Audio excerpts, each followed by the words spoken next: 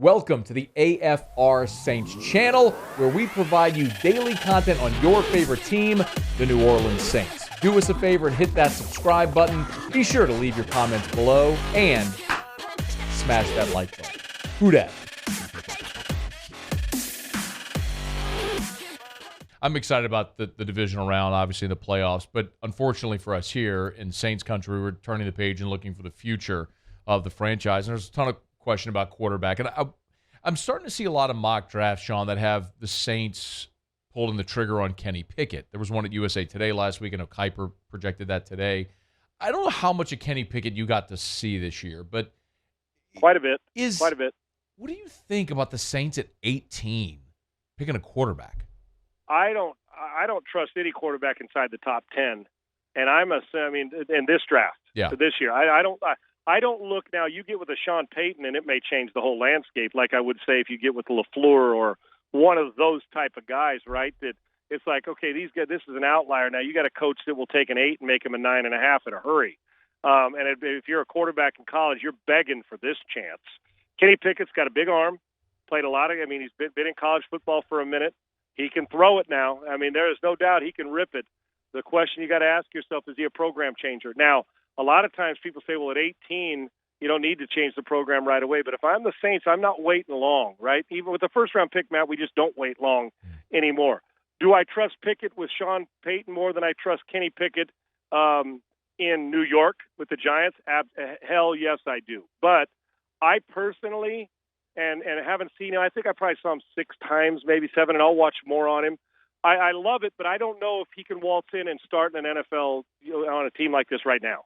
I think that when I say project, that he may be a year or so away, and you can hold it down, but a lot of times these guys, we want to get him reps and go right away. So there's a lot to like about him, but I think there's more ifs for my liking on the first-round quarterbacks this year. I don't like a first-round quarterback if I got a lot of ifs. Kenny Pickett, 18 sounds about right, anywhere 15 and 25 in that range, and he seems to be the talk of the class. Matt Corral's pretty good too, but I don't like when I'm drafting a quarterback, I want there to be very minimal of, okay, if we just get this and this, we're going to be good. I think there's a few more ifs around Kenny Pickett. I'd have to see him throw in front of Sean Payton. I'd like to see more of him in an offense like that, but I get why, if you're going to draft a quarterback, why he'd be the guy the Saints wanted in this draft. Okay. I just don't know if I see a franchise changer, and I could be one of these guys. Will be. It's statistics probably bear it out. I just don't, on the surface, from what I've seen, I don't see a guy that comes in and all of a sudden I'm thinking that's the franchise changer right away. I think he needs a little bit of time. So I agree with you on that. One of the bigger questions I have, Sean, is if you look at a team like the Saints, clearly depth became an issue this year, but their frontline talent is, hell, they were above 500 with what at quarterback. It's hard to look at them and say they should be in rebuild mode. So what do you think the approach should be at quarterback for the Saints this offseason?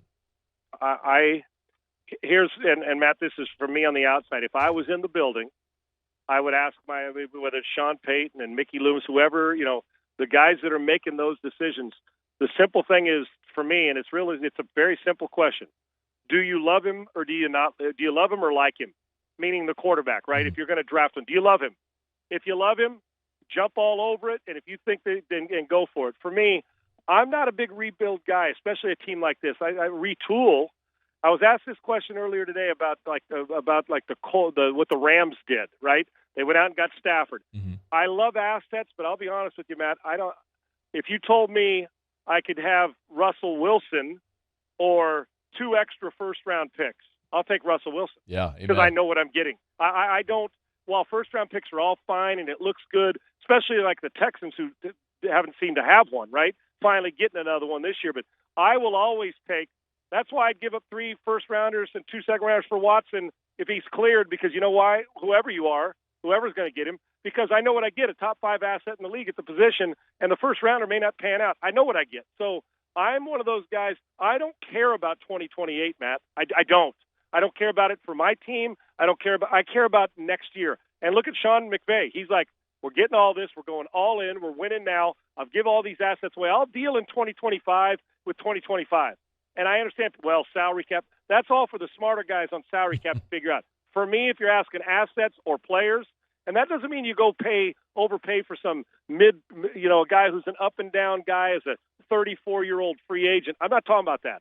I'm talking about get guys you know are going to contribute and help you win, like what they're doing with the Rams and what the Buccaneers have done some, mix it with young players. But if you're saying top-line player or an asset, for instance, Kenny Pickett and another player or Russ Wilson and give up a first-rounder or two the next 2 years, I would say go get Russ Wilson because you got a better chance to win a Super Bowl with Russ Wilson in the next 2 years than you do hoping that some guy 5 years from now is, look how tough it is on Trevor Lawrence. And you guys got a good team there in New Orleans. So it's tough to be a rookie and come in and do that, even on a good team. I'll take the asset later. I'll take the stud now. I'd rather have one Super Bowl early than hope to get two later. Amen. That's just me. Hey, man, that's what Denver did with Peyton Manning, right? I mean, Amen. Yes, and look how it paid off. Now, you don't want to do it with a guy, well, kind of. It goes back to love or like, Matt. I've always said if you love a guy, whether we do or not, me and you, if Sean loves him, draft him. I don't care if people say, well, that's a reach. Screw you. To Sean Payton, it's not a reach. Amen. I love him or like him. And if I love a guy, I could care less what somebody in the 8th row thinks or what another team thinks. If you like him, then you got to do your due diligence and find out what's best for you now and down the road. Okay, last thing for you. Since you are close to the situation, you brought up Deshaun Watson. You've told us you believe he will not be back in Houston. And is there any update on what the probability or likelihood is that happens there? I think that the Brian Flores talk is like, whoa, is there a chance? Because, well, Brian Flores wanted him in Miami, and right. And Deshaun loved Brian Flores, and what if Brian gets a job here? Could he talk Deshaun into it? And I asked a couple insiders that are pretty close to this situation, and you know what they said? I said, what if Brian Flores comes here? He talked Deshaun into coming. A lot of ifs here, Matty. If he talked Deshaun into saying, you know what, dude, we can do this together. Don't worry about Jack Easterby. I got you. And because Brian and Jack Easterby have a good relationship too, and he convinced Deshaun to say, yep, when all this legal's done, I'm going to come back and I got my contract and come back and be a Texan. There is talk now that I've heard from more than one guy that the Texans wouldn't do it. Now, Nick Caserio has never said he doesn't want Deshaun Watson. I think Nick Caserio knows what winning with a good quarterback's like. In New England, he did it a lot. So I think that there's a slight hint that if it's Flores, that maybe Brian could talk him in. The question is, will Cal McNair and the ownership group, PR-wise, want to suck that up and say, listen, the PR's already out there. We're going to keep this great quarterback. Because there's no guy in this draft or next year's draft, Bryce Young or not, that's anywhere near Deshaun Watson right now as a player. So I think that's the latest update is there's hope, but slim chance that and a bigger chance that he'll still be playing somewhere else. But if Brian Flores can work his magic and gets hired, there you have it. And the question is, does Brian Flores want to come in here and try to work his magic and deal in an organization that's a bit dysfunctional, to say the least, right now, even with the relationships he has with the Patriots guys?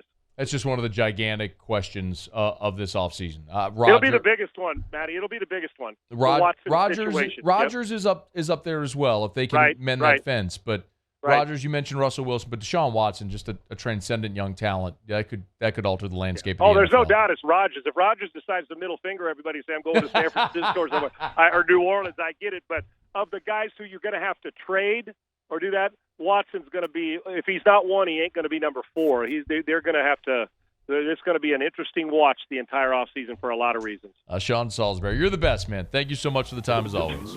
Feelings mutual, brother. Thank you. Hey, thanks so much for watching. Please leave your comments. I love to interact, and be sure to hit the red subscribe button below.